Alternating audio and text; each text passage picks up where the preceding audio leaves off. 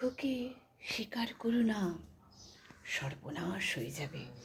দুঃখ করো না, বাঁচো, প্রাণ ভরে বাঁচো, বাঁচার আনন্দে বাঁচো, বাঁচো, বাঁচো এবং বাঁচো।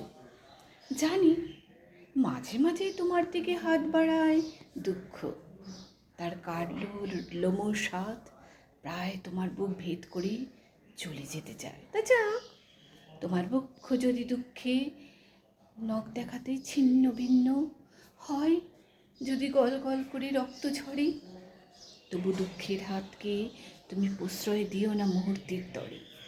তার সাথে করমর্দন করো না, তাকে প্রত্যাখ্যান করো।